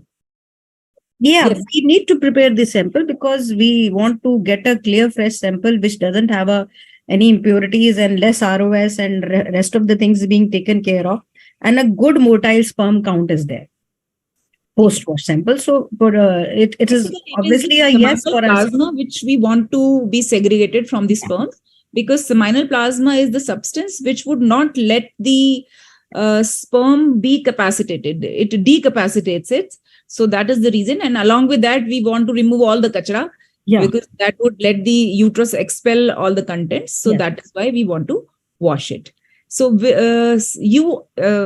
you are able to collect the sample at your center, Ekika, and all other centers can do it. Your neighborhood gynecologist would be able to do this now? No, probably I don't think so. With the new ART Act, you have to have a registration at the ART clinic number 1, clinic 1, if you are really doing just simple IUI. And even the preparation also cannot be done at any other place than a recognized center. Thank you. Thank you for bringing it up. And even the pathology centers will not be able to do it. Yes. They will also not be able to do it. And it is the level 1 or level 2 centers that can prepare the semen sample. So basically, with the new ART rule, any gamete handling cannot be done other than ART Center 1. This message should be gone very clearly. I think that is very, very important. Braj, maybe you can elaborate what all centers and what all requirements are there. If you can elaborate, Braj. So yes, for doing any IUI ovulation induction, one need to get registered as ART Center 1. And for that, the requirement that it should be gynecologist, a full-time gynecologist should be there.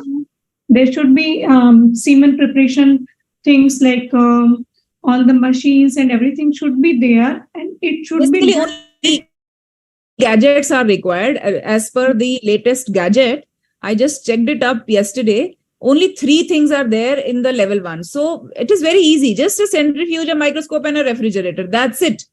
So everyone can apply. All gynecologists can apply for a level 1 clinic. And it should be used in that center only. It should not be given to other place. That is very, very important. And so there are different forms, consent forms. That is very important. You have to keep documentation for IUI with husband sperm. The consent for, can you come back? Yeah, consent form to be signed by the couple of women. And the form 6 is required. And this is according to rule 7 or 8. 13. 6 is for IVF. 6, 7 and 8. 7 and 8. 7 and 8 for IUI's husband semen, 8 for donor semen, and rest for the IVF centers. बाकी सब IVF के लिए हैं. ठीक है. ठीक है. Thank you, Braj. So, Ekika, we'll continue. Any importance of the timing from the collection of the semen sample to reaching your lab till you finish off with the procedure? Would you give any timeline to it which you would prefer? Yeah, probably the collection and the reaching to the center should be less than 30 minutes. I mean, basically, it should be done at the very same place. The collection should be done hand in hand. The moment the patient gives the sample, we should start processing. But if like still there is some delay, and in some places, I don't know how much now things will be done in this scenario when everything has come up. 30 minutes time still can be taken from the ejaculation till the reaching of the collection place, and then the procedure immediately it starts, the liquefaction and the rest of the things as it proceeds. And how long abstinence is required? 2 days abstinence minimum. I mean, again, this is a question which I would not. I mean, we have already discussed this. There is nothing called abstinence. It's the same thing which you had just brought it up. Yeah. So, we should try finish the procedure. The standard which is recommended is 90 to 120 minutes. That is the timeline when we should try to finish it up. And say supposing the husband is not able to give you the sample, despite providing him a room or sending him with his wife, everything, but still he is not able to give the sample. What comes in your mind? And he is insisting that home sampling should be allowed. What would you do? Probably home sampling is a big no. It cannot be allowed. It should not be allowed because there are a lot of legal aspects to it. And then I would not allow. I mean, I cannot tell you anything else. It should not be allowed. Even if home sampling, the standard thing is that we do not allow, but sometimes you have to just let it go. And in that situation, you have to make it written, because sometimes, there is a AZU husband who would bring someone else's sample. So yes. You have to get it in written. Then that it is my sample and all the rest of the things. I don't know. I mean, it has to be written in their colloquial language and then their own words and everything, because we absolutely don't have any other kind of a form for this. But yes, one should maintain a diary. And this should be done even for the patient के उसमें ही लग जाना चाहिए जहाँ पे भी उसका standard consent. और जब आप select, even if you are given the patient a can to get the sample collected even at your center also, so there should be a diary maintained in which it should be written and the patient should sign that it is my sample, and then it should be sent to the lab for processing. So these all things had to be taken care of very strictly, I would say, very stringently. Meenu madam, would you want to add something? Yeah, that is a real question. Many times it happens that the semen is not coming out. Sometimes we give the Viagra and then we ask to give the sample after 15 minutes.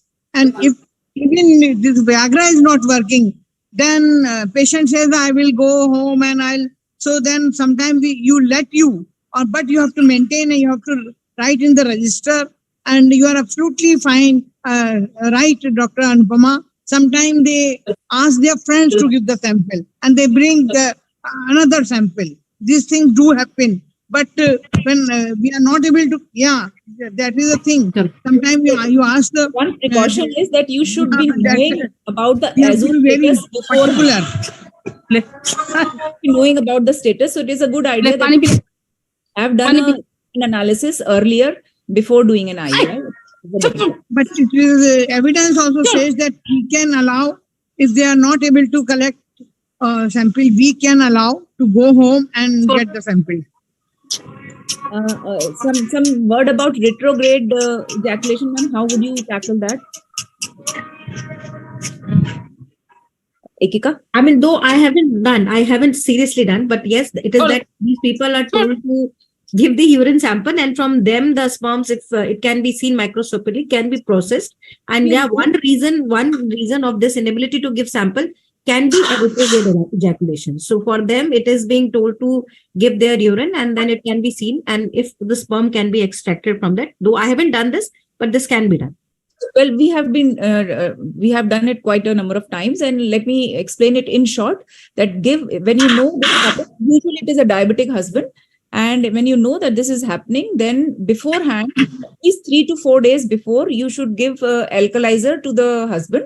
Okay. And before giving the sample, he should pass urine, and then he should ejaculate, and then put a catheter and take that sample, which is a urine sample through the catheter, because that is a better sample, because he's not able to give enough urine when he is just freshly passed. But your catheter and flushing with the media, that catheter sample gives you the best result. I think we've just done it 3-4 days back, and it gives wonderful results. So it means penile catheterization, just like we do. K90, simple K90, Okay. and flush it with the culture media, the wash media. Lovely, ma'am. Ma'am, I'm sorry to interrupt, but I guess we need to conclude. Okay. So I'll just finish it off fast. We Apurva, can just take some procedure of IUI in very brief by someone, how to do and what precautions in case of difficult scenarios. right. Just by Meenakshi or Apurva, anyone can take this and we can then conclude because we are running short of time. Perfect. Actually, maybe you can take. We can skip this preparation methods. Yeah, preparation method में तो कुछ फर्क नहीं है. The bottom line is this, that there is no difference. Go about with gradient, swim up, anything. When the sperm count is good, swim up is fair enough. It is only when the count is less that gradient method, or when their motility or morphology issues are there, then the gradient method is better. And in future, artificial intelligence probably will take over. And Trust me, I'm very, very dreaded with this artificial intelligence wala thing. This is really going to put talas on many of our work. No, don't worry, Ekika, ये कभी नहीं होने वाला है. Doctor आदमी को बिल्कुल डरने की जरूरत नहीं है. तुम्हारे बगैर किसी IT वाले तो बहुत डरे हुए हैं भाई. जब IT वाले डरे ना, हमें डरने की कोई जरूरत नहीं है. चैट जीपीटी आ गया, सब बिल्कुल माथा पकड़ के बैठे हुए हैं. मैंने सुना है कि चैट जीपीटी जो है नीट के क्वेश्चंस नहीं सॉल्व कर पा रहा है. Anu,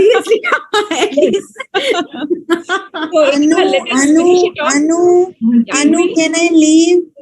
Yes, you can leave. And Ekika, just thank you, closing, darlings. Thank you so much. Bye-bye. And मेरी एक request है.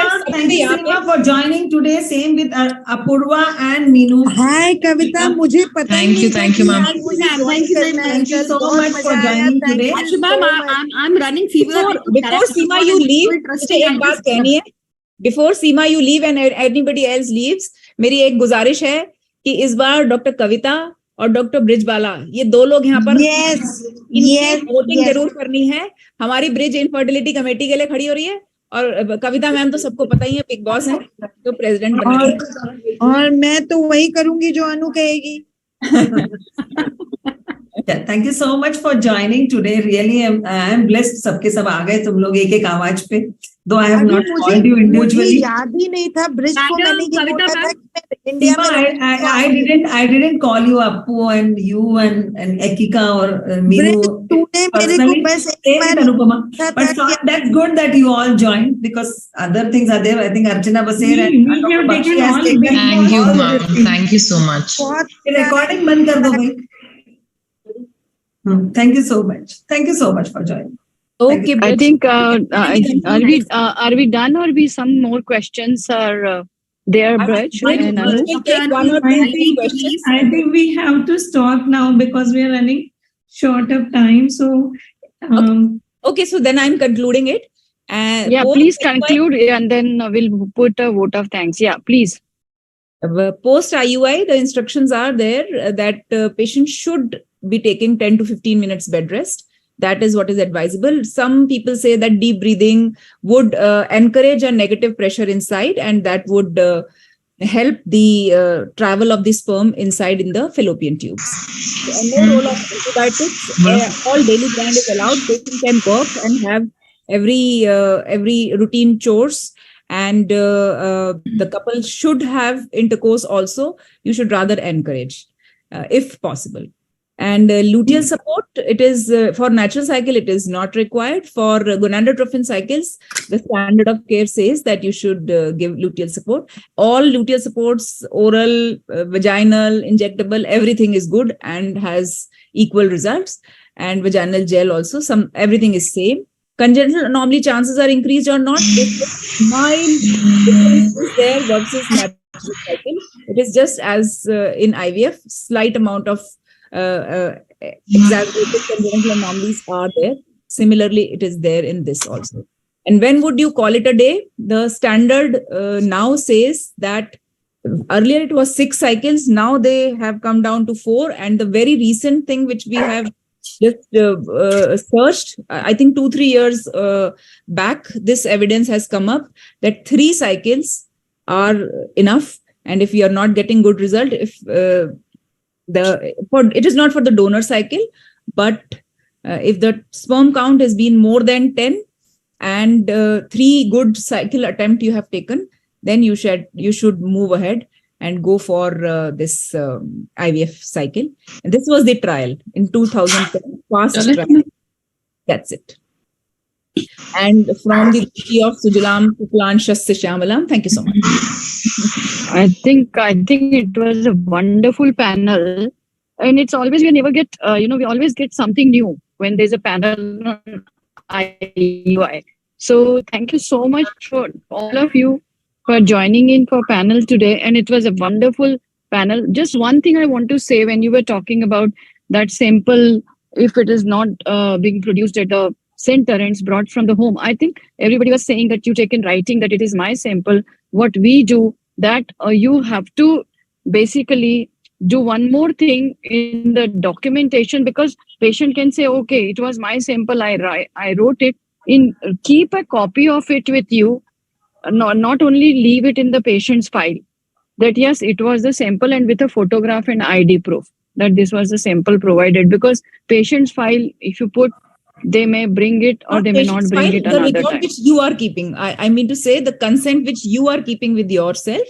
Yes, consent yes. we all keep. So along with that IUI consent. That's the point I wanted to just highlight again. So thank you, and it was wonderful to have all of you here on 3B platform. We connect again at this platform or maybe some other platform. So bye. Thank you, Braj. Thank you, Anu. Thank you, ma'am. And Thank you so much, everyone. ma'am. Thank you. Thank you so Bye, much. ma'am. Thank you, Dr. Anupama. Thank you, everyone. Thank you, Minuji, for joining. Although you were traveling, but you could give your expert comment. That was excellent. And thank you, Anu, for moderating such a wonderful panel. Thank you. And Kavita Bapat madam, Baser madam, Bakshi madam, and thanks everyone, all the expert panelists. So we'll be meeting. Thank you, MQ, for providing the platform, and thank you, Dimpy, for beautifully connecting with everybody and bringing all the experts on this platform. Thanks a lot. Thank you, Prajwala. Thank you, madam. Thank you, Baser ma'am. Thank you, Pankaj ji, for the entire seamless program functioning. Thank you so much, Ensure. Thank you, Appu.